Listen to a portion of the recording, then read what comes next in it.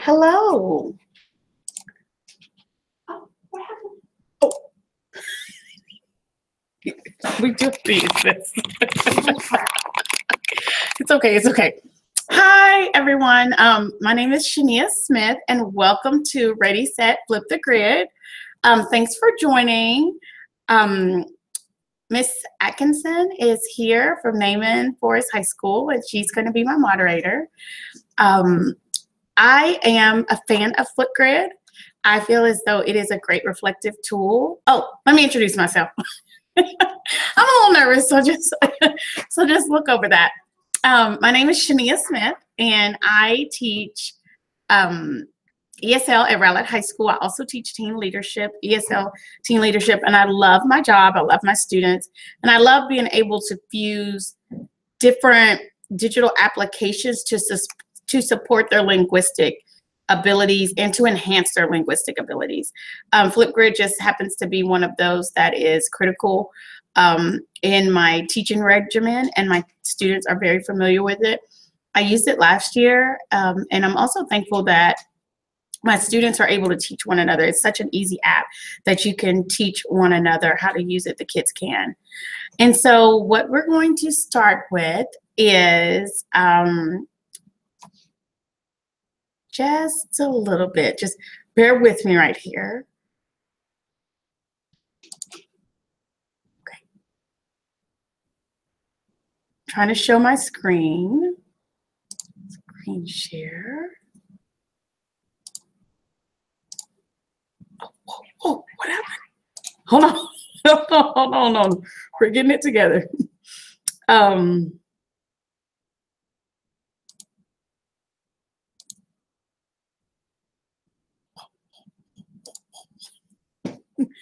Hold on one moment.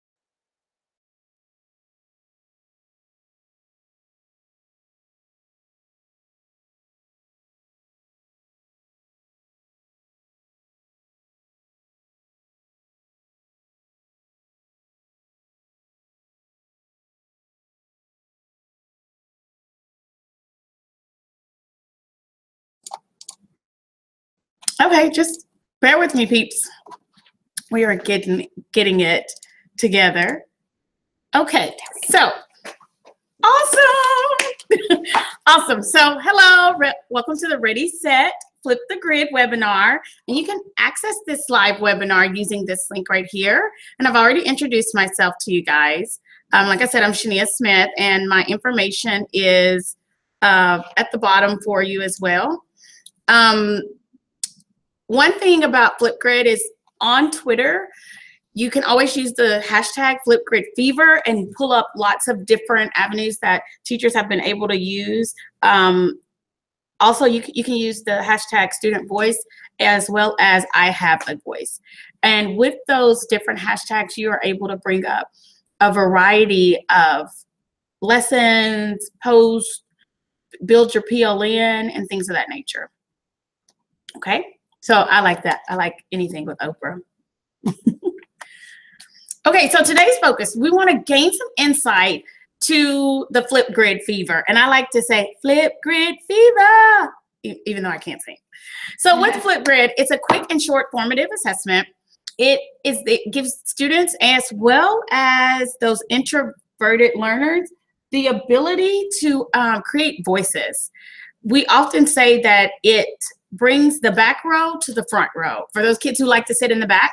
And just think about it. If you have ELL learners who are new to the country or who are new to the school, who are in that silent phase, this is a great application for them. It is project-based instruction as well as learning, and it promotes creativity, student voice, and students take a role in learning. Students become the facilitator. The students can be the moderator. They can be the camera person. They can help with the script. In essence, Flipgrid is learning for everyone. And I got this quote off of Flipgrid's page. It says, "Be imperfect and start creating your grid today," because there isn't a perfect voice lesson.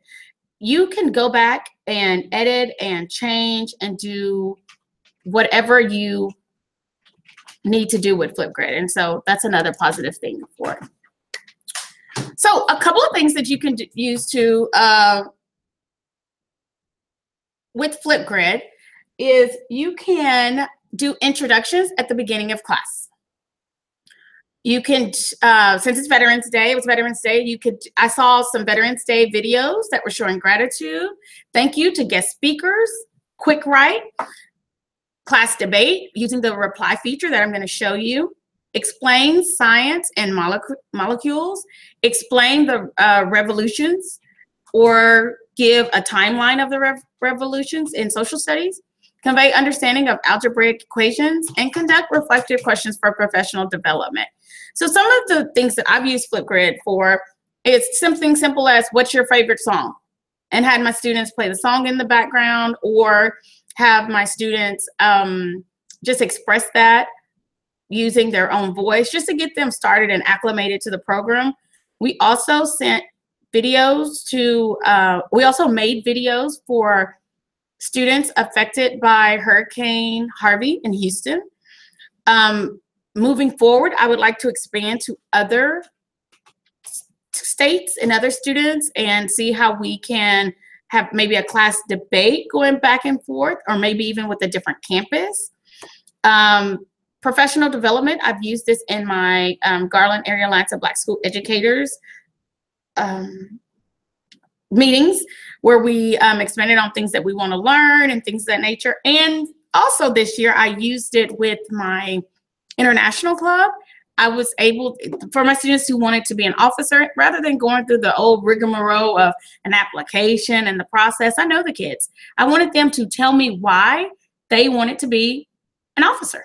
And then we voted. So just a couple of things you can use Flipgrid for. So I know you're probably wondering, how do I do this Flipgrid thing? Well, I'm going to go through these steps, and then we're actually going to go in and actually do a Flipgrid. So you download the app first. It's found in self-service for students and for teachers, and you create a teacher account. Now, there is a little bit of a drawback. You only get one free grid. So you have to go in and delete the grid if you want to use it again. However, if you have an amazing, not Campus i3, I'm sorry, if you have an amazing campus one-to-one instructional coach like I do, Miss Martine Brown, you can follow her at Twitter at MMBrown. She could my one-to-one was able to give us a free trial code. Or you can even contact Flipgrid on Twitter. And once you do that, choose your topic, excuse me, and start your conversation. Okay. Just a disclaimer, Flipgrid is available on Apple and Android devices as well as a desktop.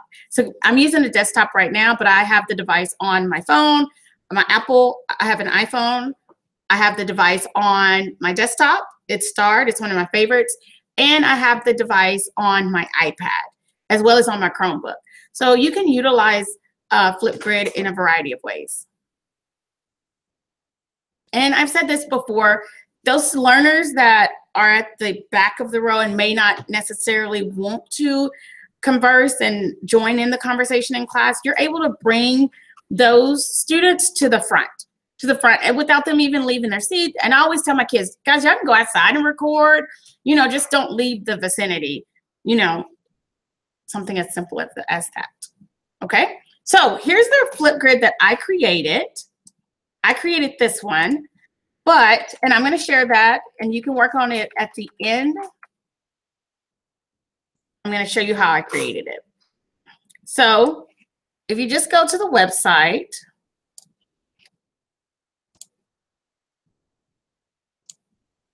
and type in flipgrid.com, just search for Flipgrid. You want to start by doing a teacher login. We do have the, well, let's look at the prices before we do that. So one Flipgrid is free. Here's the one that I was telling you about, unlimited. Flipgrid Classroom is $65 per educator per year. Now, on my campus, my esteemed administrator, Coleman Bruman, has purchased Flipgrid for the campus, and I am going to work with my I3 team, and we are going to present a professional development on Flipgrid in January. So super excited about that. But we have over 20 teachers on campus who are already using it. So just a little FYI about the money. So if you feel like it's something that you would be interested in, or something that you feel like would be beneficial for your students, your campus, your club, talk to your administrators and see if you can pilot this for a year. Pilot this for your campus. So you go to teacher login. This is how you create a grid. And I typically have used my Garland ISD. I typically use my Garland ISD account, but I ran out of grids. So when you get to your grid, if you haven't made any, you're not going to have any grids right here. So as you can see, I have one that I've used with my students that I'm going to show you. There was some collaboration here. Flipgrid equals student voice. And these are all grids that I have created within the last 2 months. Okay. So we're going to go to share your voice. So I can just show you what it looks like first. Okay. What it looks like for the kids. We went to a youth summit for leadership, and my students, when they came back, they were able to communicate their thoughts with a group, kind of like a micro lab. And then after they finished the micro lab, they all three took turns talking. Then they put all their information together and provided some feedback. So let's look at this. And they were very I learned that it don't matter like from what you from, you can practice off from where you want, and it's not going to be like they're not going to be. I learned that you have to cut seven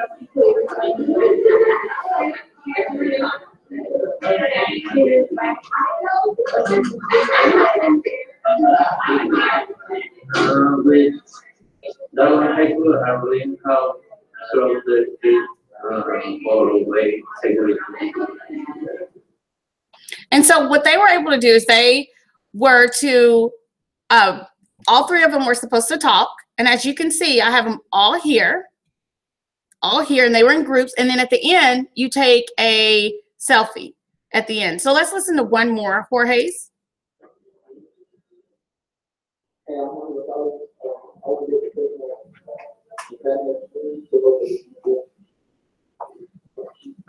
And so at the end, they were to, what are your goals? What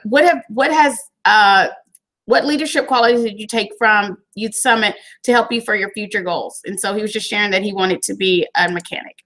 Okay, so that is one, excuse me, those are some of the ones that I've created. So let's say I wanted to create a new grid. So I would go in here and I would put the name of my grid right here. New grid. Then I would describe a purpose here. Describe purpose. This is just for practice right here. Then you go down here and you look up, do you have followers, grid followers, excuse me. Do you want them to receive notifications? I don't want them to receive notifications, but they can share the link on Twitter, Facebook, or Google Classroom. If you want to put in a password, you can, but I don't do that either. And then allow downloads. Features, this section, notify me when I get emails. So since my classes sometimes, my classes range from 10 students to 15 students. So that's not a lot of notifications. It doesn't bother me, but I want to know when the kids have finished it. So it's just like getting a Google Classroom assignment. Also, you can link Flipgrid to Google Classroom. Transcripts, I turn that off. And this is very important. You want to make sure that it's active so that everyone can engage in it. And then here, what do I want it to look like? Do I want it to be something silly like a cat? Yeah, let's go. Sure, we'll go with the cat. And then you're going to hit Create Grid. Now that you've created a grid, it's time to create a topic. Think of it as like a course, and your topics are underneath. So you have a theme, and then underneath you have subtopics, okay? So let's create a topic. Cats versus dogs. So cats versus dogs. We're gonna leave this at 30 seconds. So if you're starting out, you might want to play around with 15, 30, or 30 seconds or a minute. But if you are progressing on, one of the features that they've added is that you can make it all the way up to 5 minutes. So it's going to depend on what level your students are on. Like if you're explaining an algebraic equation, it might be 2 minutes and 30 seconds. If you're doing a reflection from Macbeth, it might be 3 minutes. So it just depends on what the topic is. So we're going to put our topic, cats versus dogs, at 30 seconds. And so text can be up to 350 characters. What's going to be the question? So I typically do my questions like this. Cats. Okay. Cats a better pet than dogs. Cats better. Better pets. Oh, I'm getting it together. It's after school. For 2, how so?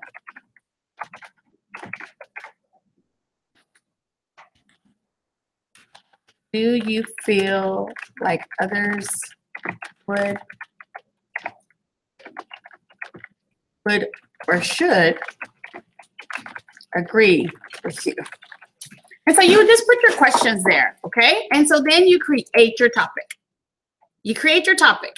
Success. So you can screenshot this, or you can upload this into Google Classroom. That has the code. It has a code as well as a direct link right here. A direct link to the new topic, okay? So I say, got it? And I usually click on here just to see what it looks like. Just to see what it looks like. So we've got the cat right here. We've got our cat. And then you have your questions right here. And so this is what it looks like for the students. Another thing that I like about Flipgrid is that the code is always here. So if you were to hit share right here, you could take a screenshot of this and put it in Google Classroom, put it on your screen, upload it however you send it out to your students, and they could do it like this as well. They could have the code or the QR code right here, okay? And that's how it looks for the students. And this is always up here. The questions are always up here as well so that you can see it. Like I said, you can provide feedback. You can also put it, you can change your Flipgrid to where the students correspond to one another. And that could, kind of like when you're in college and you have Blackboard and things of that nature, where you're having a discussion question and you go in and you give feedback to a couple of posts, they could do that as well. You can add links. Let me go back to my dashboard. You can add emojis. Let me go back to my grid right here. And my actions, I want to edit my grid. I want to edit my grid here. You can upload an image. You could add a video that explains pros of cats, pros of cons, or pros of cats or cons of cats. You could add a different video from your drive, or you could record a video. So not only could I ask these questions right here, but I also could, for my students who might need to hear the questions and maybe provide them with a little bit more information to clarify, I could record a video as well. You could add a URL, an attachment title, stickers. I'm allowing them to have stickers and drawings, emojis. They can put emojis, and it's public. Require email for responses. I don't necessarily need that because all of our students, if we're using it with students, are going to be on their GISD email and allow replies to responses. So they're going to go back and forth. It's kind of like the Blackboard feature that we have in college. Okay. Oh, if I don't like this, then I could just go in and simply delete this topic. And so since this was just for practice, I am going to delete this topic.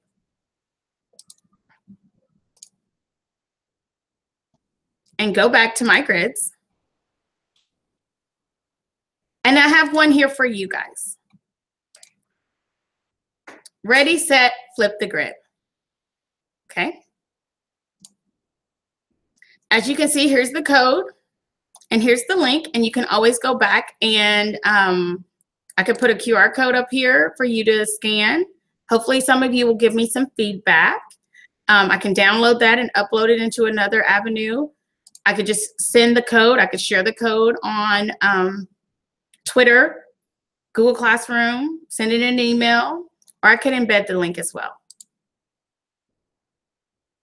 So this is, I hope that I could at least, my goal is to at least get 5 responses. And the title is Spark the Conversation. How can Flipgrid enhance your class, campus, or professional development? I would really appreciate it if you guys would give me just some sort of feedback for my Flipgrid response. Because like I said, Rowlett High School, we're piloting this on our campus as a whole. And I really want to show my administration that this is a great program, not only for ELL learners, but for all students.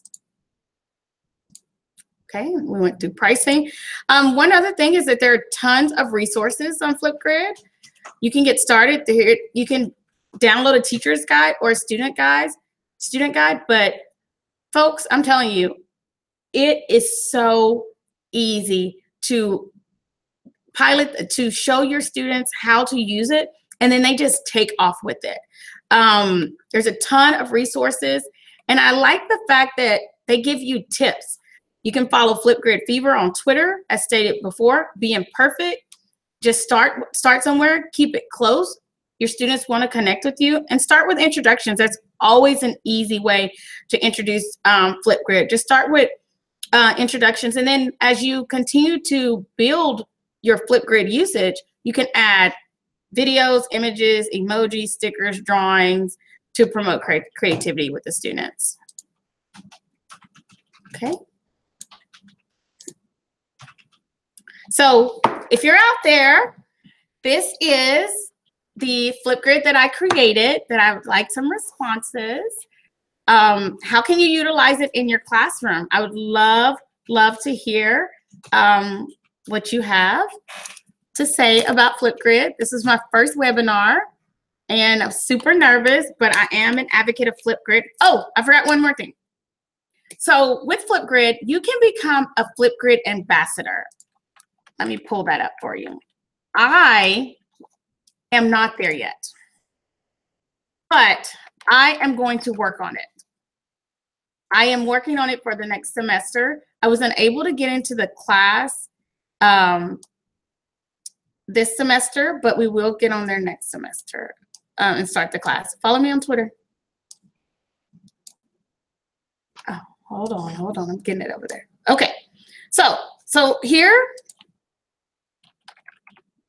if you type in, and if you're on Twitter, everyone's on Twitter because we are building our PLN. As you can see, if you go and just hit the hashtag Flipgrid Fever, sorry guys, then and just start scrolling down, you'll see all of these educators who are Flipgrid certified educators. They're getting badges. They're telling you how to utilize it. Joey Terrellson, he's an awesome guy to follow. He is the head of engagement at Flipgrid. I always want to say Flipgrid Fever. He supports everyone, and it's his birthday. Oh, it was his birthday the other day. Oh, sorry. If you're looking for a prompt, you can go on here.